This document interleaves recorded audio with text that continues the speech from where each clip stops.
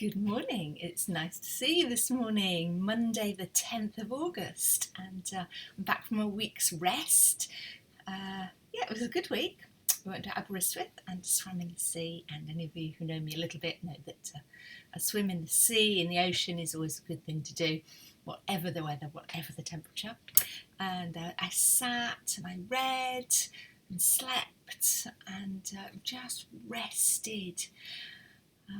It was good. I'm not sure I quite got to the recharge part, but I've certainly rested and I'm glad to be back.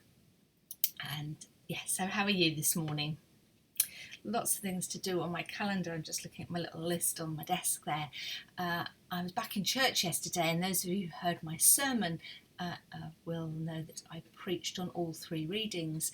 When you do that, it means you never quite get to do any of them properly, I think, and certainly not in the time frame that we tend to leave ourselves on a Sunday morning service. There's a whole other conversation there about sermon length, isn't there? But I was left with this little nag about something in the readings yesterday, and I wondered if I might share that with you.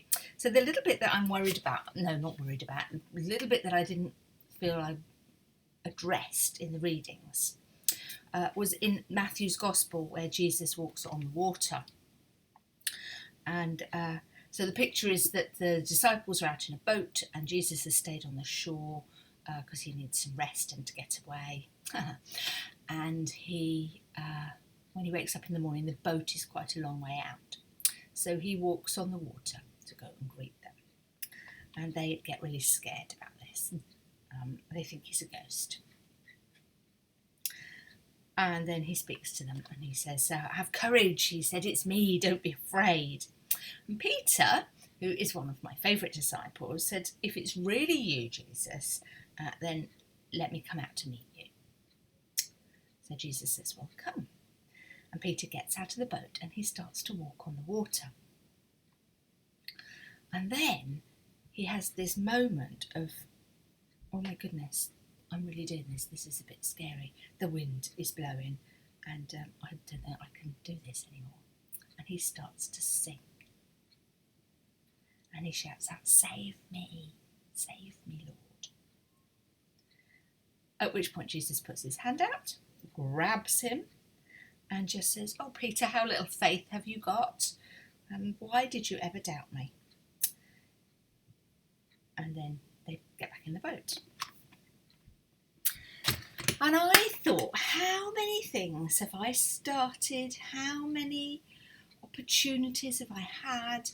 How many occasions have I been absolutely confident that I'm doing the right thing because I've invested time in it, I've prayed, I've really got a strong sense within that something is the right thing to do. And then I lose my nerve. And how like Peter I am when I do that. And I know I'm not the only person in the world who does that. What have you ever started or wanted to do in your life which you knew was absolutely right for you, and then you let that little tiny chink of self-doubt open up, and then you let humanity and all sorts of mundane or irrelevant or possibly even harmful influences chip away at that little bit of self-doubt and grow it to the point that the thing that you wanted to do, that passion that you had, that dream, that absolute cracking corker of a great idea, then never comes to anything. I bet there's something in your life, because I know there's dozens in mine. Self-doubt is not a good thing, is it? And I'm not talking about that ridiculous self-ego that means we think we're capable of everything and anything. I'm talking about those great ideas we have, those deep passions and dreams where we know that what we want to do is of God and from God, but we let our own humanness, our own frailty get in the way of doing it.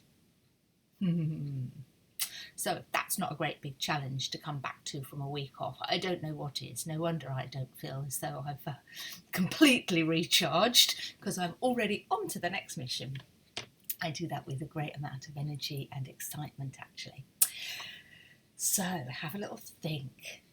Spend some time with it. What was that thing that you wished you'd done? Why didn't you do it? Perhaps now's the time to have another look at it and spend some time with God. Check it out and see whether this might be the time to set aside self-doubt, to set aside human frailty, and to really trust in a God who, if you want to walk on water, is going to hold your hand and help you do it. Wow, happy Mondays, everybody. And I'm going to sit and do some emails.